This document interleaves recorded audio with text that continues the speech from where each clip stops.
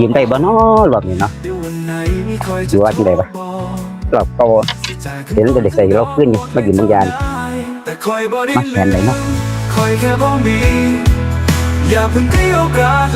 ลูกแสงเฮ้ยเมนมา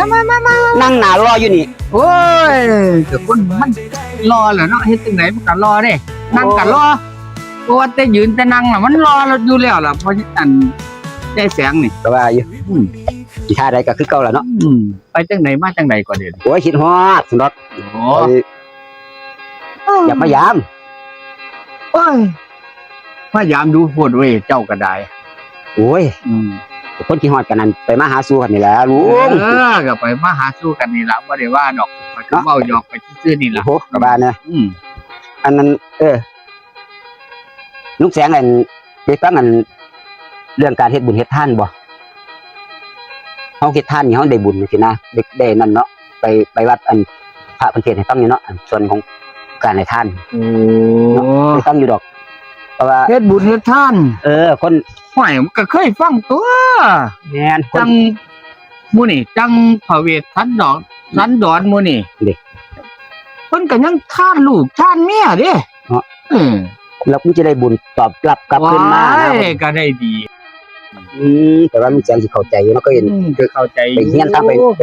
จำศีลบางอย่างนี่บัดเพิ่นนั่นอยู่เนาะเพิ่นเทศน์ให้ฟังเพิ่นก็เทศน์เพิ่นก็สอนอยู่เด้ล่ะบาปบุญคุณโทษหมู่นี่เพิ่นก็สอนให้ฟังหมดการให้ทานอันเป็นมันจะเป็นลาภอันประเสริฐการให้ทานนี่เป็นลาภอันประเสริฐแม่นบ่แม่นครับเฮาให้อย่างคนให้คนอื่นนี่เท่าใดเดี๋ยวจัก10 บาทมันจะได้กลับมาอีก100 บาทนี่นะคือการให้ทานมันจะได้คนไหนคนสมมุติว่าให้ทานให้เขาเจ้า10 บาทนี่มันสิคืนมาเป็น20 บาทจังซี่บ่ได้หลายกว่าหันอยู่โอ้ได้หลายกว่าหันเพราะว่ามันเป็นบุญบุญพลาที่เฮาเฮ็ดดีไปอยู่ที่เฮาไปกินไปทานโอ้แม่นเนาะแม่นเชื่ออยู่เนาะเรื่องบุญเรื่องทานเนาะเชื่อแหละเนาะผู้ใดสิบ่เชื่ออันบ่ยังดอกอันมายืมเงินสิไปต่อยอดอันเก่านั่นโทรไปก่อนอันเก่าน่ะโจ้ไว้ก่อนอันเราจังใจฟังได้ลูกแสนเขาสิให้ฟังอยู่ให้ฟังอันว่าผมดูอันเรื่องเงินเก่าที่ยืมไปมันบ่ใจความสำคัญหรอกเงินเก่าบ่มีความสำคัญหวดสร้างว่าจังซั่นใจความสำคัญก็คือสิมายืมใหม่นี่ล่ะความสำคัญนี่สิมายืมใหม่ซั่นบ่เดี๋ยวนี้แม่นโอ้ยเจ้าเพิ่นสิเอาเงินไปหยังกระดอกกระเดี้ยแท้เดี๋ยวนี้โอ้ยก็ไปต่อทุนการค้าการขายนี่ล่ะแล้วสิเอาหลายไปเลยติโอ้ยตัวพ่อมีบ่ล่ะโอ้ยมันก็บ่มีแล้วเงินค้ำเนาะข่อยก็อยู่ผู้เดียวอยู่จังสิมันละอึดเงินค้ำเด้อพ่อมีบ่เจ้าพ่อมีบ่ห่วยก็สิบ่พอมีอยู่บ่แต่ว่ามันก็บ่หลายเด้ล่ะมีจัก 1,000-2,000 มาให้ยืมก่อนลูกไปห่วยน่ะมันสิพออยู่บ่ซ้ำน่ะเอา 2,500 ก็ได้เอา 2,500ห่วยข่อยว่ามันสิบ่พอซ้ำนั่นเนาะ 5,000พอดีติดต่อว่าไปซื้อไก่มาเลี้ยงอีกจะเอา 5,000 พุ่นอันข่อยเว้าอยู่นี่นั่นข่อยนะสิพ่อมีให้เจ้ายืมบ่หั่นนะเฮ้ยวางสักโอ้ยเอา 2,000 ที่ก่อนล่ะ 2,000 โอ้ยมันเป็นจังซี่นั่นไงเอ็นเด้เป็นได๋ว่าเพิ่นเงินข่อยนี่หมู่เขามายืมข่อยไป10,000เขาบ่ทันมาคืนอยู่เขาบ่ทันมาคืนเด้นี่จักก็สิไปเว้าเอาจังได๋เด้เดี๋ยวนี้มันเป็นจังซั่นโอ้ยอยู่ในข่อยนี่มันบ่มีเนาะแต่ข่อยสิซื้อเหล้าซื้อเบียร์มากินนี่น่ะข่อยก็ยังไปขอยายจงแต่ปานนั้นเรายังบ่อยากให้ข่อยทำมีจังน้อยโอ้ยแต่ข่อยสิกินเหล้านี่ข่อยก็ยังไปขอยายจงเด้มันบ่มีอีหลีก็ยังว่าค คันมันมีบ่ได้ยากเลยเห็นเจ้ามานี่ค่อยเอาให้โลดได้เห็นเจ้าเบิ่งอันนี้โลดอือ นี่มันบ่โอ้ขี้กากบ่ เฮ้ยคนบ่ได้ให้เจ้าเบิ่งอันนั้น เอ้า เฮ้ย ยังนะ นี่ เว้ย แม่นี่แม่หัวกางเกงในนี่ข่อยก็ยังขอดนี่แม่ โอ้ย ยังบ่มีเงินสิซื้ออยู่ มาส่งได้ขอดไปนี่แหม โอ้ย เอาอยู่ว่าอย่างน้อย โอ้ เอา ย แล้วมันจะขี้ขาดแล้วอย่างน้อยอันเก่าหั่น บ่ละเอาไว้นี่ละมันบ่แม่นแต่ทางเดียวนี่เจ้าสิเบิ่งอีกบ่นี่ทางนี่ก็มี บ่ฮู้แล้ว นี่ บ่เบิ่งดอกอยากได้พอขี้กาก โอ้ยเนาะ อืม เจ้าก็ได้มันปานนั้นเด้เดี๋ยวนี้ข่อย ยากเงินฮอดบ่มีฮอดสิซื้อยังมาค่าขี้กากกูอยู่นี่หั่นน่ะ โอ้ยก็บ่แล้ว โอ้ยก็ปล่อยให้มันล่ามตะโพดเด้ โอ้ยเนาะจังซี่แล้วเจ้าก็สิมาเอาน้ำข่อยอยู่บ่เซามันก็โอ้ยจักสิแนวใดดอกเนาะเธอหนาเธอก่อนนั่นเจ้าก็มาเอาเจ้าก็บ่ทันได้คืนอยู่บัดนี้เจ้าบ่คืนข่อยสิเอาเงินไสล่ะมาใส่ เอ้าก็ขอกับยายจงนั่นเด้ว่าจงนั่นเด้ อืมขอกับใจจงข่อยขอได้เท่อเดียวเท่านั้นเด้สิไปขออีกบาทนี่ก็โอ้ยล้านปัดไฟใหม่ผู้เด้ควบจมเล่าหั่นบ่แม่นธรรมดาเด้ แล้วจงโลดบ่จะเราให้ แม่นแล้วเจ้าแต่เก่าเล่าจมนี่เราเอาให้พร้อมเด้คู่มือนี่เล่าจมเราบ่ได้ให้เด้หันหลังใส่ปึ๊ดไปโลดเด้คันมาเว้าให้เฮานี่จ้อนชินขึ้นพร้อมบ่แล้ว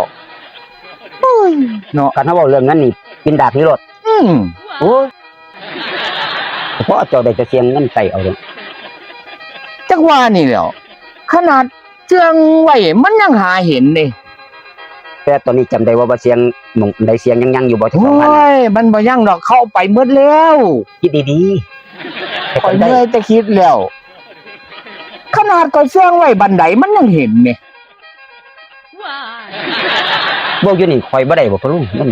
โอ้ยมันก็บ่ได้แล้วเนาะ โอ้ยยากแท้เนาะมื้อเช้าก็ไปกดเงินอยู่ ATM 200จังไว้แล้วแจ้งเตือนมาหน้าจอน่ะยอดเงินไม่เพียงพอกระสุนบักยักษ์บักคัก โอ้ ธนาคารบักใหญ่บักโตซะเด้จังได้บ่มีเงินในตู้จักบาทเลยคิดแฮงว่าจังได้แล่นแถลมาหาเจ้านี่จะได้ โอ้ยมันก็แม่นแล้วเงินเจ้าของมีซ้ำนั่นเขาก็บ่ให้แหละเนาะเขาละหัวดีกว่าเฮาพุ่นตัวอีหยังก็ได้เล่นมาหาข่อยกับมันบ่มีนี่แหล้วให้ว่าจังได๋ โอ้ย เว้าก็เว้าเนาะยายเขียวมายืมออกไปแล้วข่อยบ่จะเว้าให้เจ้าฟังข่อยย่านเจ้าไปเว้าให้แม่ป้าเจ้าฟัง โอ้ยข่อยบ่เว้าดอกเขาเจ้าให้ข่อย เฮ้ยก็จักว่ายายเขียวน่ะเรามายืมออกไปมันก็หมด เพราะว่าเจ้าสิยังอยู่เพราะฉันไปเอาน้ำยายเขียวให้ก่อนก็ได้ไม่ข่อยก่อนเด้อ ให้ข่อยไปเอาน้ำยายเขียว เออ อุ้ยเจ้าก็ได้เจ้าก็ไปยืมฮ้อนเงินคักปานนั้นบ่เดี๋ยวนี้ไปสิไปเว้าจังได๋กับยายเขียวเนาะฮัลโหลหาก็มายืมมื้อเช้านี่ นั่นยังบันมาดเลย เรายังใส่บ่เบิดดอกเหลือเท่าใดเอาเท่านั้นก็ได้ เจ้าก็ได้เว้าไปเจ้าเป็นหยังคือจังจะได้เงินคักแท้เดี๋ยวนี้ โอ้ยปัญหามันนั่นมื้อนี้ยามมื้อซ้อนั่นแม่นมันสั่งไว้บ้านให้ไปเอาทองที่หัวปันนอนมาให้แหน่มันสิใส่ไปตลาดว่าซั่น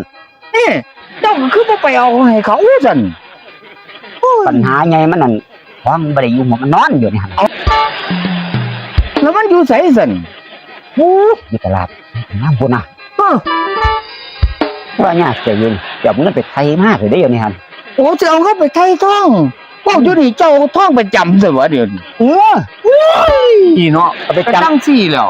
ถ้าไปจำตั้งแต่ไปคาราโอเกะกับเจ้าพุ่นดิจำบ่ได้ติให้บอกให้ฟังอยู่ โอ้ตะพุ่น อือ โอ้ย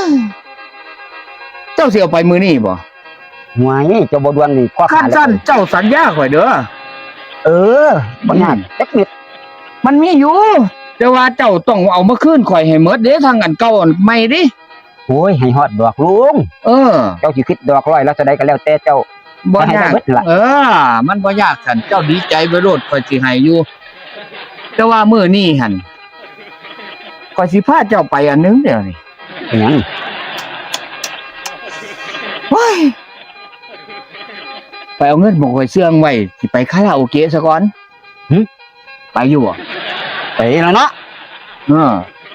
คันไปนั่นเจ้าอย่าเว้าไปเว้ามานี่เงินนั่นข่อยเสื่องไว้นั่น ข่อยบ่แม่นคนปากปิ้นปาก แต่ว่าเจ้าต้องเอาเงินซุมเก่าคืนมาให้ข่อยเด้ บ่อยากจักเบ็ด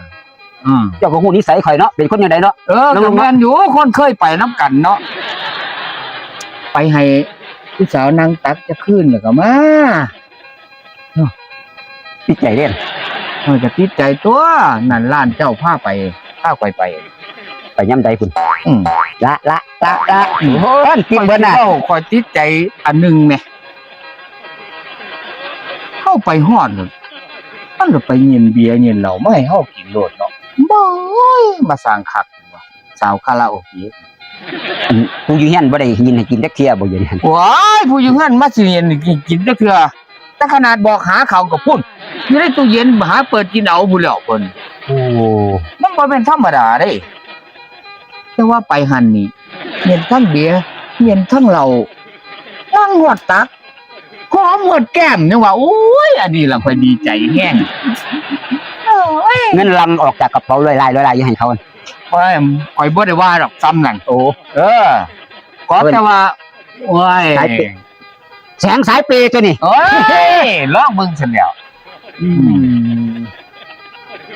เจ้าเคยไปบ่ร้านน่ะ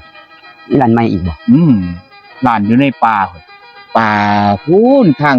ป่าหยางพุ่นแหม โอ้มีร้านนั้นอีกสิ บ่แม่นทางบ้านกายมาหน้าเฮาเด้พูนร้านทางป่าหยาง ยัง โอ้ยมีแต่ผู้สาวงามๆไปเนาะมื้อแลงคือเจ้าสิไปเอาทองมาซะก่อนบ่ เอาอันชีวิตรอดซะก่อนฮะ เดี๋ยวนี้เอาชีวิตรอดซะก่อน แล้วเขาสั่นข่อยเจ้าบ่เห็นหน้าข่อยเป็นสภาพนี้แน่นอนสิยืนก่อนจักเป็นทรงใดไงวะตอนขอเอาชีวิตสักข่อยซะก่อนให้รบกวนแน่ เอาข่อยสิเอาให้ดอกมันบ่ได้ยาก ข่อยสิเว้าหนึงสู่ฟังบัด เว้าหยัง ตอนข่อยเอาทองไปจำหั่นซุมเขาเจ้าของร้านเขาเจ้าถามแบบอันพี่รู้จักกันคุณพ่อแสงยังแม่นามสกุลเหมือนคือเจ้าเลยนะคือกันแต่ฮู้จักกันอยู่บ่ทีเดียวเขาเจ้าถามนั่น เอาเขาเจ้าถามให้ เพิ่นว่าเพิ่นเอาแบรนด์มาจำตั้งแต่โดนแล้วเพิ่นปล่อยมันขาดอยู่นี่เพิ่นคือบ่มาเอาสิเด้ เฮ้ยเจ้าอย่าเว้าไปเว้ามาเด้อ เป็นหยัง ข่อยเอาแหวนยายจงไปจำข่อยบ่มีเงินไปไทยข่อยละตัวว่ามันเฮียซั่นนี่เด้อนี่ สันดอกติ โอ้สันเจ้าเว้านี่โอ้ยข่อยบ่ได้อยู่ฮอดเฮือนฮอดบ้านฮอดโรงฮอดนาบ่ได้เดี๋ยวนี้ เป็นซั่นก็ซั่นนำที่ข่อยยืมก็สิเอาใหม่นี่ข่อยบ่คืนเจ้าเด้ออีหลีก็ซั่นข่อยผมเด้อโอเคบ่โอเคเนาะ โอ้ยเนาะ แหม่ คือยากหัวใจแท้ สิไปยากอีหยังก็ย้อนๆกันแหม เอ้า มื้อนี้พร้อมกับอันเก่านั่นหายกัน โอ้ย โอเคบ่ล่ะได้บ่ ข่อยกูได้บอกยังดอกเว้ย ได้บอกใจจงก็เจ้าบ่ บ่บอกดอก ไป เอ้าหายก็หาย กินได้ไหม คัดสั่นเงินที่เจ้ารัก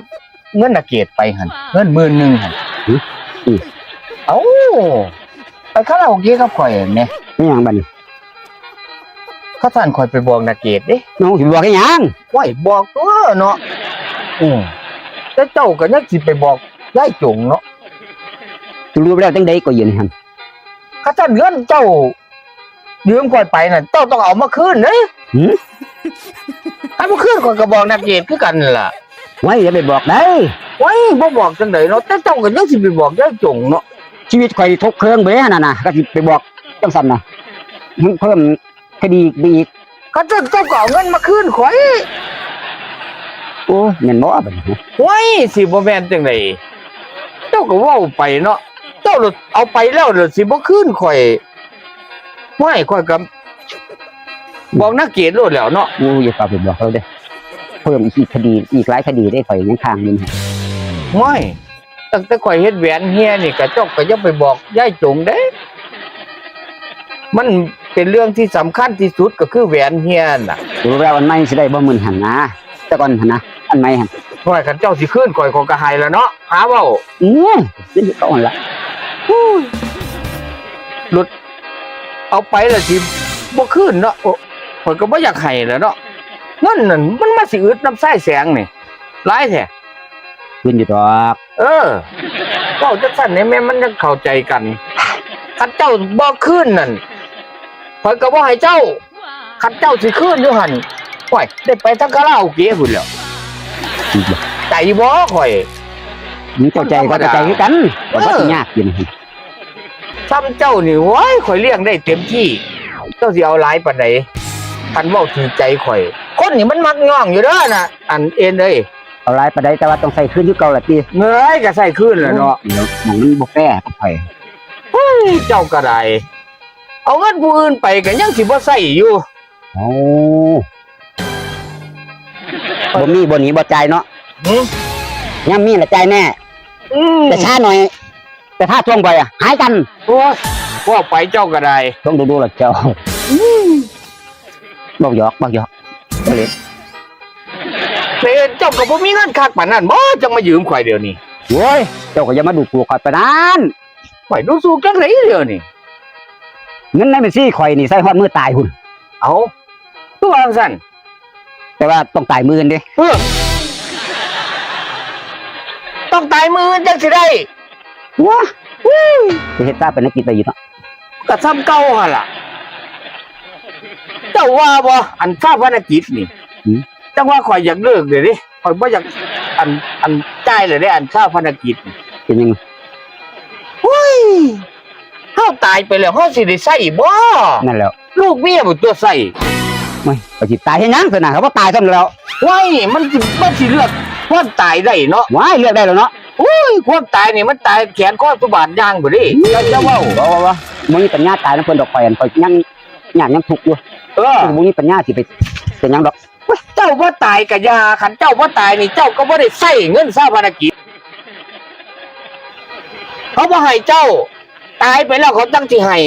แต่บ่ให้เจ้าคือเก่าให้ลูกให้เมียพุ่น บ่แม่นจะให้ยังใส่เรียน10บ่ใน ยังไปเคี่ยวคืนอยู่ นั่นแล้วให้เรียน10ยันเข้าปากปานนั้นยังไปเคี่ยวคืนเด้อ โอ้ยข่อยบ่กล้าตายดอกเป็นแนวนะเอาบ่ตายผม เป็นตายอยากอายได้ตายนี่ จังว่าแล้วคิดแล้วอยา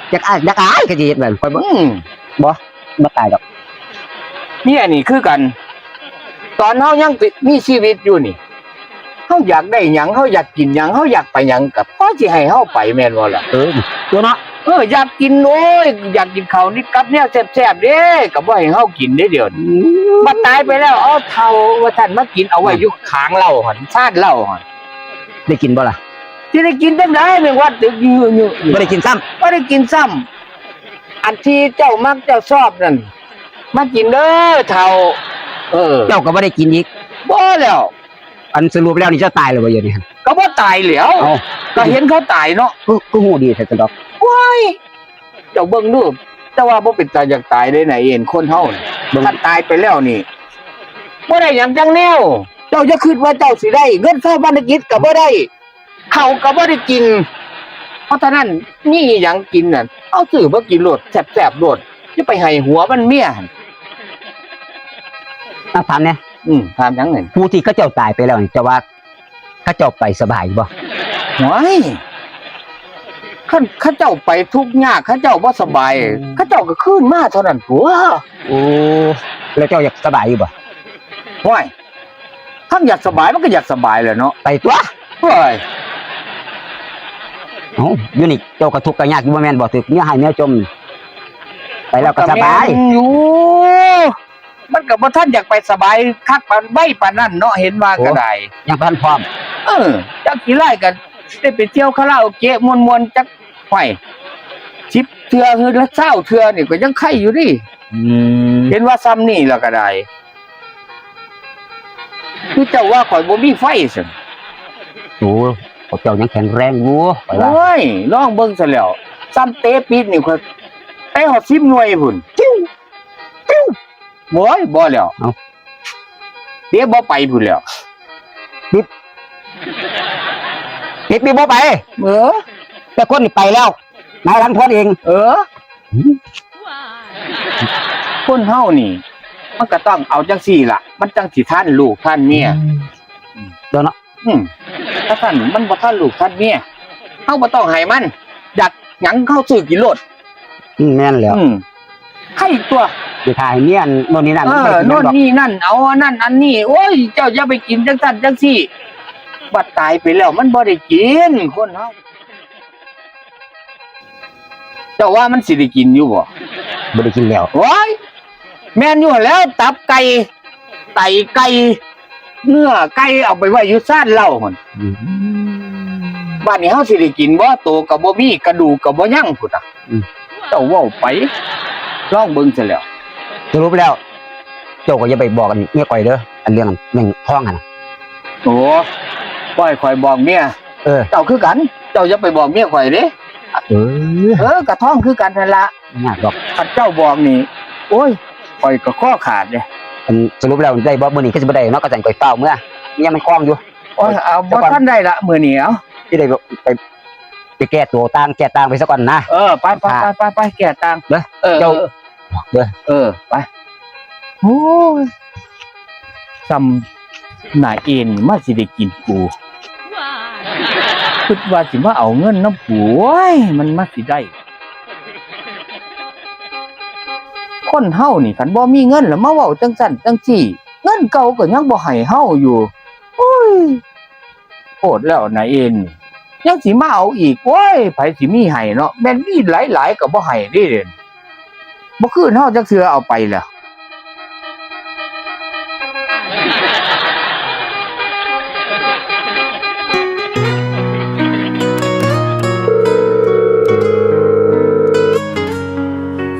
โหล